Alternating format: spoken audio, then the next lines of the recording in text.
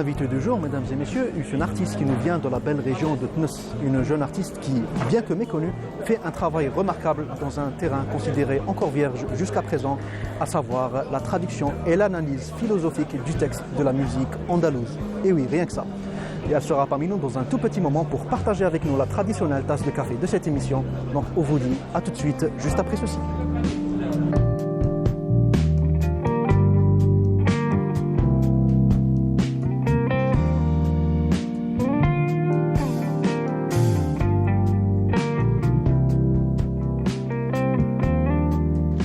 On se retrouve, mesdames et messieurs, avec notre invitée du jour, une pionnière dans une toute nouvelle branche et qui d'ailleurs va nous en parler un peu plus en détail. C'est Madame Nesrine Boussoufi. Nesrine, marhaba bik. Ça va, vous allez bien, merci pour l'invitation. Très bien, très bien. Bon, déjà on peut se tutoyer pour commencer.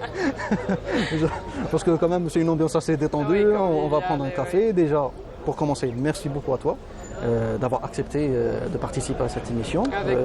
Une émission où on invite diverses personnalités du monde artistique pour prendre un café avec nous et pour parler de leur parcours, tout simplement. Avec plaisir, merci à toi. Alors, déjà pour commencer, Nesrine, beaucoup ne te connaissent pas encore en tout cas, mais ça va venir. Mais je tenais à tout prix à t'inviter à cette émission parce que tu travailles sur une branche que je trouve passionnante et qui pour le moment est encore, c'est encore un terrain vierge. Pour le moment, personne n'a encore exploré cette thématique, à savoir la traduction et analyse philosophique de textes de musique andalouse. Exactement. Ça, je ne me trompe pas, c'est ça? Tout à fait. Ouais. Alors, bon, déjà, qu'est-ce que c'est que cette branche? Si c'est possible de nous l'expliquer. Alors c'est une branche nouvelle, c'est vrai, on n'entend pas parler beaucoup de ce domaine, parce que à titre personnel, je m'intéresse beaucoup à la poésie. À la poésie, je suis une grande mélomane, j'aime beaucoup la musique andalouse, etc. Ici d'une famille artistique, il y a mon père qui est un artiste, mon frère aussi, à qui je passe un grand salut. Et je m'intéresse à la poésie, c'est-à-dire pourquoi ça a été écrit comme ça, pour qui, dans quelles circonstances. J'essaye de les développer, j'essaye de les analyser et l'expliquer aux gens. Alors, je me suis dit, pourquoi pas faire de ce loisir une activité culturelle. D'accord. Bon, avant de revenir sur ce point, déjà, je précise à nos chers téléspectateurs que tu travailles, on va dire, dans un domaine complètement différent. Donc, savoir que tu es dans la médecine, donc tu es médecin interne à l'EHU d'Oran. Oui, en neurologie. Tout en enchaînant ce parcours poétique et voire même artistique. Ouais. C'est quand même un mélange assez... Je dirais que c'est un mélange... C'est un mélange qui n'est pas évident, on va dire. Je dirais que c'est un mélange complémentaire. On dit que la médecine est artistique et la musique ou l'art est thérapeutique. Donc si la médecine touche au corps humain ou à l'organisme, il y a l'art qui touche à l'âme humaine. Oui. Et on ne peut pas les détacher. C'est deux domaines qui sont véritablement complémentaires. D'accord. Étant donné que tu es dans une branche qui est différente, est-ce qu'il y a eu par exemple un déclic dans ta vie qui a fait en sorte que justement ce travail que tu fais actuellement, le travail, je parle de la poésie, devient une évidence à la longue? Est-ce qu'il y a eu un événement dans ta vie qui a fait en sorte que tu te dises c'est le moment que c'est ce que je veux faire? Écoute, Elias, depuis mon jeune âge, on va dire, c'était une passion pour moi la musique andalouse. J'aime beaucoup écouter, j'aime assister aux spectacles, aux soirées, etc. Et c'est-à-dire, je me rappelle qu'à la fin de chaque soirée, je demandais au chef d'orchestre de me donner les paroles de ce Msaddar ou bien de ce Houzi qui a été très beau. Après, je reviens à la maison, je le relis, puis je me dis, mais c'est formidable, mais c'est vraiment une richesse culturelle qu'il va falloir la développer. Oui. Ouais. Et donc, comment ça a commencé après, on va dire ta professionnalisation, entre guillemets, sur le sujet? Comment tu as commencé? C'est vrai que tu as dit que tu commençais par piquer un peu des rsaïd, des chefs d'orchestre, etc. Oui. Mais après, comment tu as plus ou moins organisé ton travail de recherche ainsi que ton mode opératoire en fait? D'accord. Alors, la première fois, c'était à l'Institut français. D'accord. d'Oran. Alors j'ai côtoyé des amis français qui on assistait ensemble et tout ça. Et par la suite, on m'a dit tiens, c'est beau comme mélodie, mais on ne comprend pas les paroles. On souhaiterait tellement, c'est pas que des Français, c'est des étrangers, on va dire, Oui. on souhaiterait beaucoup qu'on comprenne les paroles pour pouvoir être dans le bain. Oui, Alors je me suis dit, d'accord, je vous les passe par la suite. oui. Et quand ils ont vu ça, ils m'ont dit pourquoi tu n'organises pas un truc chez nous, un événement chez nous, si tu penses. Je suis avec plaisir, on essaie. Ouais. Alors j'ai été encouragée par de nombreux chours, à leur tête M. Mokhtar Allel, à qui je passe un énorme oui, qu'on salue, salut. immense artiste, Oui, qu'on a reçu aussi dans cette oui, émission. oui, M. Toufar Ben Ghabri de Tlemcen aussi, qui est un compositeur et qui s'intéresse aussi à la poésie. Donc, beaucoup d'autres en fait. Et par la suite, c'était comme ça. J'ai commencé à faire l'encadrement professionnel de ce que je fais. Donc par rapport à l'Institut français, est-ce que donc, tu as commencé par une communication sur le sujet? Oui, c'était une conférence musicale. D'accord. Donc il y avait deux musiciens avec moi. Oui. Donc moi j'ai fait l'analyse des poèmes et il y avait l'enchaînement par une illustration musicale. Une illustration musicale. Oui, Qu'est-ce que ça veut dire? Oui. C'est-à-dire l'interprétation du poème qui a été expliqué, analysé par moi. D'accord. Donc Voilà. si je comprends bien, donc c'était une lecture de la traduction du poème, Exactement. accompagnée Tout à fait. C'est d'une orchestration une musicale. lecture émotionnelle et philosophique, si tu veux. Ouais. Voilà. Et depuis tu as continué. J'ai continué depuis, ça fait 2 mois, j'ai participé au colloque international en hommage à Cheikh Abdelkrim Dali au niveau du TNA d'Alger. Donc c'était une véritable expérience, mais inédite pour moi. Donc j'ai fait la connaissance de nombreuses figures de la musique andalouse, comme M. Nordé Saoudi, comme M. Salah Boukli, comme des étrangers aussi. Donc ça m'a permis aussi d'enrichir encore plus et de me motiver encore plus, c'est-à-dire de continuer dans ce chemin. Très bien. Et justement, j'ai une question là-dessus. Étant donné que c'est un sujet assez nouveau, donc quelle a été, à chaque communication que tu fais, quelle était la réaction du public face à ce nouveau concept? D'accord. Alors, ils étaient... Que ce soit les novices ou même les professionnels du secteur? Ou bien les artistes. En fait, c'était beaucoup plus les artistes. Parce qu'il y a des pièces qui ont été chantées depuis 20 ans, depuis 30 ans. Et par la suite, je lui dis, mais monsieur, vous savez, cette histoire, cette qsida racontait telle histoire. Je dis, mais ah bon? Ah oui. Alors, il me disait que, c'est-à-dire quand on reprend le poème en comprenant l'histoire, quand on l'interprète une autre fois, c'est-à-dire avec une concentration, avec une compréhension du contenu, on le transmet différemment au public. Oui. Et le public le reçoit différemment aussi. C'est-à-dire c'est un genre d'encadrement. Oui. C'est-à-dire on met le public dans le bain, dans un contexte particulier. C'est vrai, parce qu'on explique à nos téléspectateurs que justement la musique andalouse, au niveau du texte, n'est pas facile d'accès. C'est quand même, c'est pas comme le Sha'bi qui est inspiré du Melhoun, qui est beaucoup plus compréhensible parce que ça reste C'est plus récent. un langage plus populaire aussi. Oui, plus populaire. Mais là où l'andalou est beaucoup plus classique.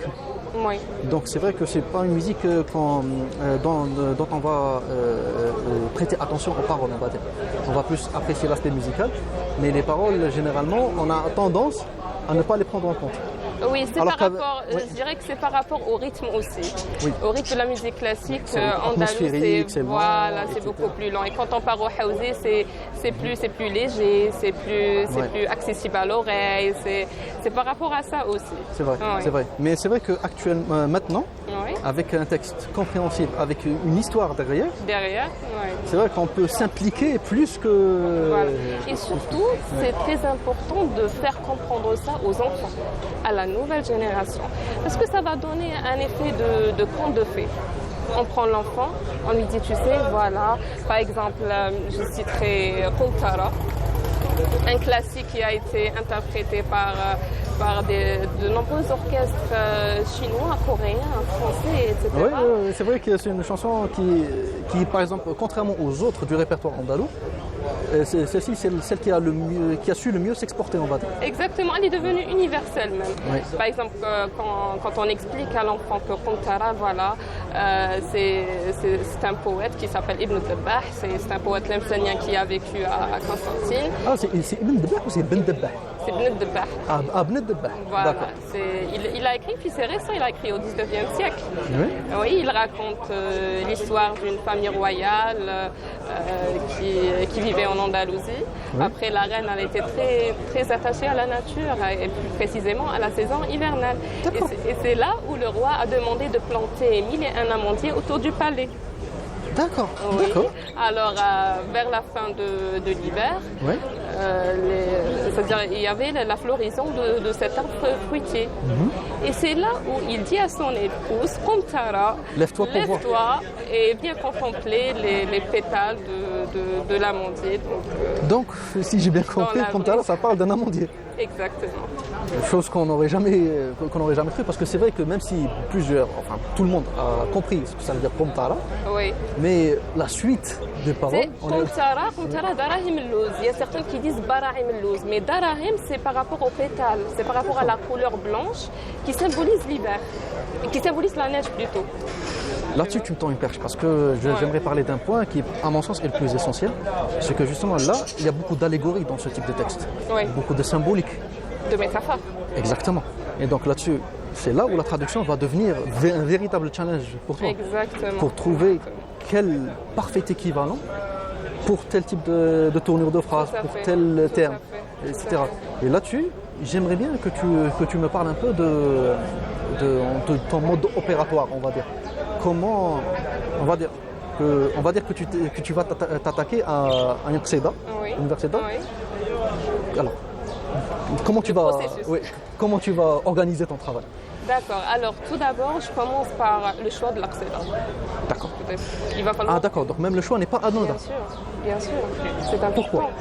C'est la source d'inspiration. Quand on n'a pas d'inspiration, il n'y a pas d'élément déclencheur, Oui. tu vois. Donc, Même, ça veut dire que même tu choisis soigneusement le qsaïd que tu vas traduire. tout à fait. Ouais, donc il faut d'abord que ça te parle à toi, avant, Ça me avant parle, il faut que je me vois un peu dedans, donc que le ressenti, que je reçois d'abord, parce que qu'est-ce que c'est que l'art ou bien c'est un jeu émotionnel, c'est un enjeu émotionnel entre l'interprète qui présente un rôle primordial dans la transmission du ressenti Oui, et l'auditeur qui va recevoir cette émotion. oui, D'accord? d'accord. Alors, quand je choisis une telle qsida, d'ailleurs, je suis une très grande fan d'Ibn Sahla. Je travaille beaucoup sur l'Ibn Sahla, c'est-à-dire père et fils, Boumediene et Mohamed et Boumediene. Pourquoi? Parce que Qu'est-ce qui te plaît le plus dans leurs travaux? Alors, il y a le raffinement. C'est des poètes qui ont un esprit très fin, très raffiné, très simple Oui. et complexe à la fois. Ils parlent, oui. Je pense que c'est ça aussi le secret. Le La secret, complexité vient avant tout d'une apparence de simplicité, je pense. Exactement. Il y a la simplicité et la culture des détails. Donc, dans leur poésie, ils parlent d'une mèche, ils parlent par exemple de Self Aïcha, ils parlent d'une ville, de Tlemcen, ils parlent d'une ruelle, ils précisent, il y a une culture de détails incroyable, incroyable. Et c'est par la suite que je cherche ensuite l'histoire de la chanson. Et c'est là où je reviens à la traduction. Oui. Pour ne pas faire une traduction littéraire, Oui, justement. tu vois. Oui. Donc pour qu'il y ait un sens là-dedans. Mais là, on revient justement à ce secteur qui est pour le moment totalement vierge. Ouais. Donc, étant donné que tu vas faire des recherches sur le sujet, Ouais. d'où tu vas puiser tes informations? Oui, alors je vais citer encore une fois les churs qui ont un véritable esprit de partage et de générosité. Je leur demande toujours, est-ce que c'est vrai ce que je dis? Est-ce que vous connaissez l'histoire réelle? Alors il y a, c'est-à-dire ils sont en train, ils sont toujours présents. Oui. Toujours présents. Donc ça veut dire qu'il faut toujours revenir aux anciens. Exactement. Il faut jamais. Il faut revenir aux anciens. Oui. Tout à fait. Parce qu'il y a aussi l'héritage. l'héritage Oui, et une continuité, Oui. une transmission intergénérationnelle. Absolument. Oui, pour garder l'authenticité de ce véritable trésor qui nous appartient à tous. Absolument, absolument. Et donc après,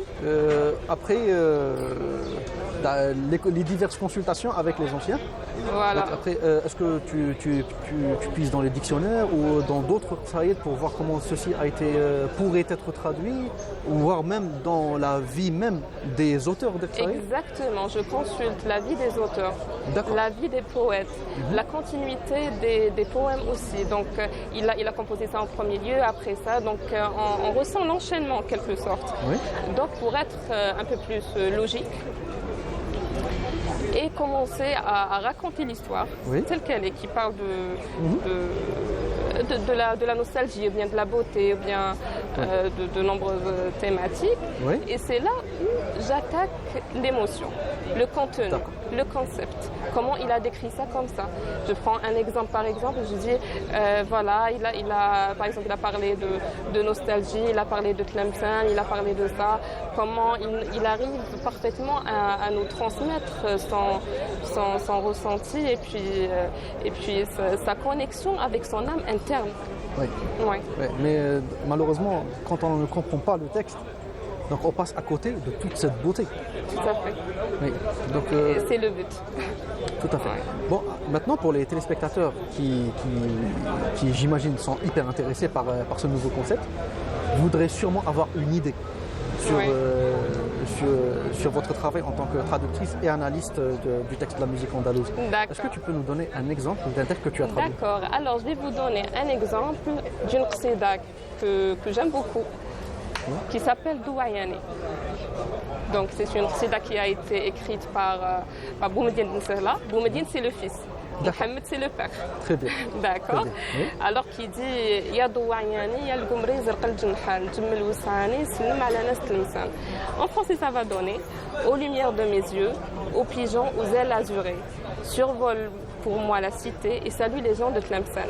Mais de grâce, sois prudent et avisé pour dire si sani et ne prête à quiconque ta confiance. Là-bas rend visite à Bedra, la brune aux longs cheveux de jet, dont l'éclatante beauté rappelle la lune qui jaillit, son charme ensorcelle les cœurs et la rend unique dans son genre.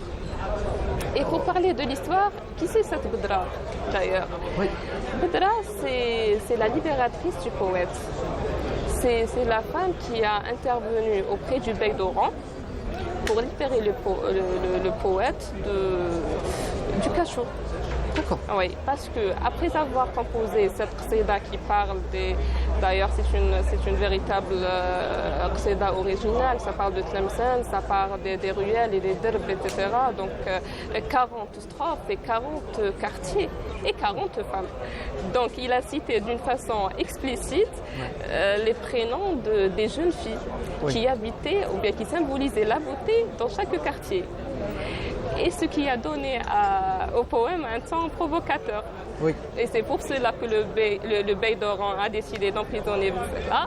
Et Bedra, quand elle a su la nouvelle, elle était aussi très fan du poète. Elle a intervenu auprès de lui en faveur du poète. Oui. Et après sa libération, comme reconnaissance à Bedra, comme gratitude à Bedra, il a composé deux strophes pour parler de comment il décrit sa beauté. Donc c'est un poème qui parle de Tlemcen, de la nostalgie, de la passion, de la beauté et de la reconnaissance.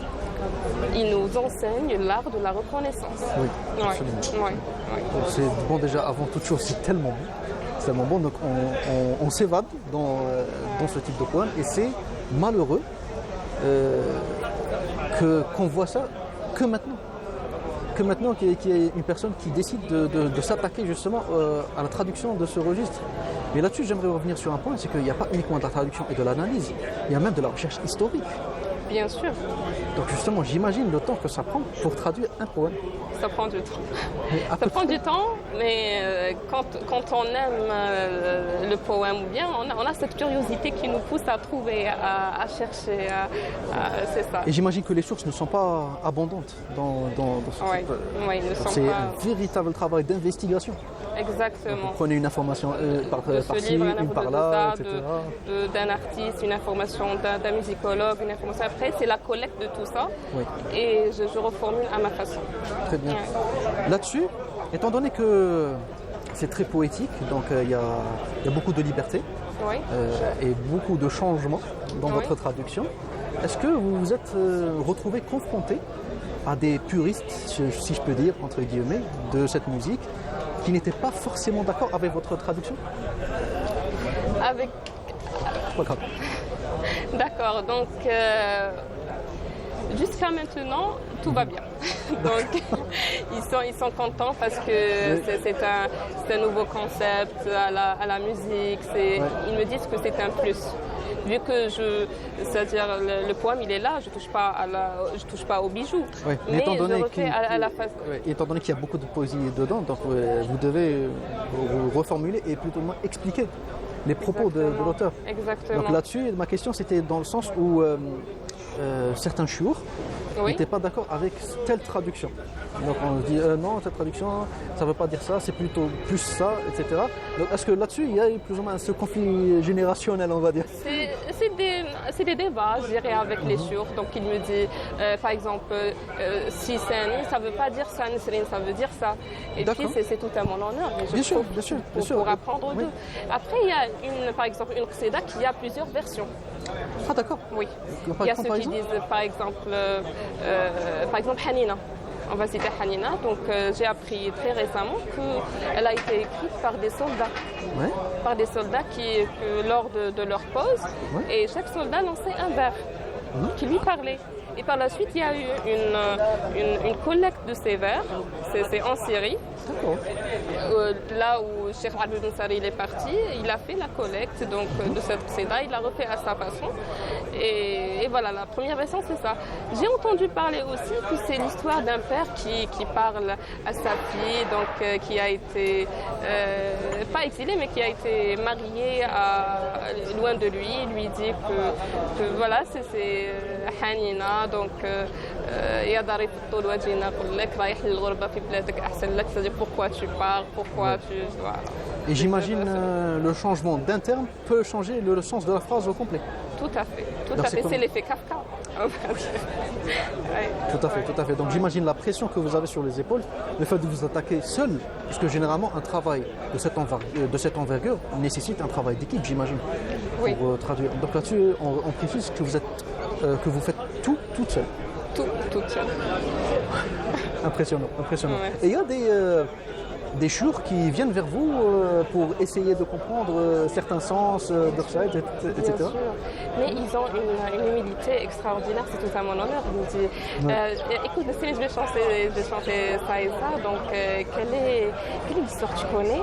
Je dis oui, voilà et voilà. Des fois je ne connais pas, je dis Cheikh, c'est à apprendre. Je citerai Cheikh Abdelkader Chaou aussi, donc à qui je salue. Oui, Mokhtar Allel aussi. Oui, Mokhtar Allel, bien sûr. Qu'on salue d'ailleurs et qui a beaucoup d'estime pour vous. Merci. Donc il nous a dit que c'est la personne qu'il faut consulter généralement Merci. pour... C'est vrai, je travaille beaucoup avec lui. C'est un grand passionné de la poésie. C'est de la musique andalouse, mais beaucoup plus de la poésie. Et qui, comme vous, comme toi, pardon, recherche justement cette émotion. Voilà. Donc lui, il n'est pas justement dans la représentation ou dans la reprise. Exactement. Purement et simplement. Lui, il cherche l'interprétation. Il interprète le morceau. D'où la différence entre un chanteur et un interprète. Chanter, ce n'est pas interpréter. Interpréter, c'est l'art d'habiter le poème.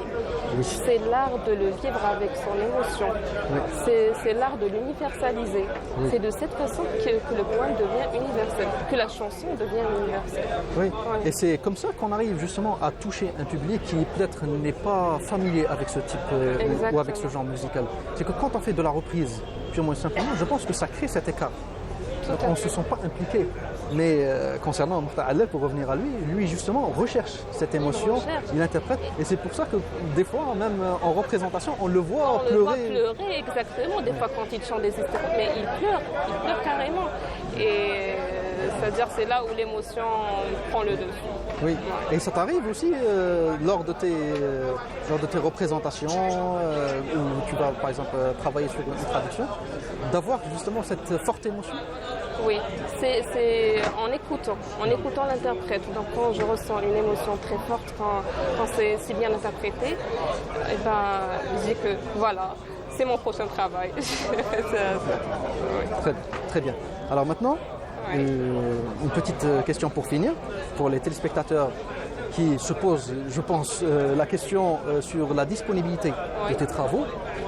Est-ce que tu travailles actuellement sur un recueil, par exemple, qui englobe l'ensemble des traductions et analyses que tu as faites jusqu'à présent, pour qu'il puisse être accessible à tout le monde? Justement, merci pour la question, Ilyes. Et puis, exactement, il y a un projet en cours, c'est un recueil de la musique Hawzi, des poèmes Hawzi.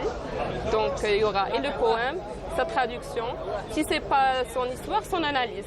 Ah, ça c'est génial. Ouais. Et ça c'est très très intéressant justement parce que plusieurs se posent la question actuellement sur justement est-ce qu'on peut comprendre le texte même s'il est traduit mais sans connaître l'histoire.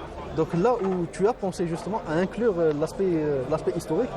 Et philosophique aussi. Et philosophique, oui, absolument. Oui, pour parler du contexte. Absolument, c'est très intéressant. Donc juste une petite question et brièvement pour finir. Oui. Quelle est l'importance aujourd'hui de ce type de travail pour faire perdurer, préserver et promouvoir la musique andalouse et le texte de la musique andalouse surtout, et pour l'internationaliser aussi?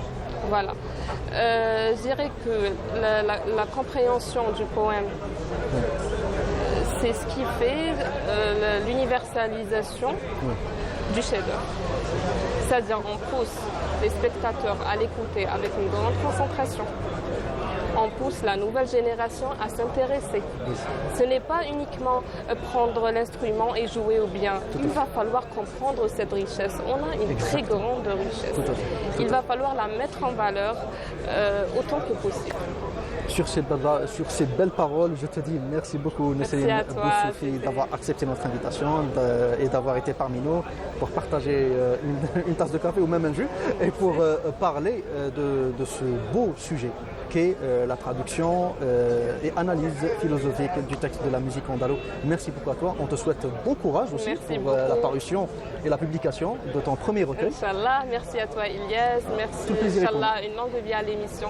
C'est une ambiance conviviale, on se sent à l'aise, donc c'est une simple discussion entre amis, c'est ce que je ressens. Exactement. Voilà, merci à toute l'équipe technique qui est présente. Merci beaucoup. Merci beaucoup. Inch'Allah, à d'autres succès. Très bien, merci beaucoup. Merci aussi à vous, chers téléspectateurs, de nous avoir suivis jusqu'au bout. C'est déjà la fin de cette émission. J'espère qu'elle vous a plu. On se retrouve dans un nouveau numéro avec un nouvel invité. D'ici là, prenez bien soin de vous. Et quant à moi, je vous dis à très très bientôt. Au revoir.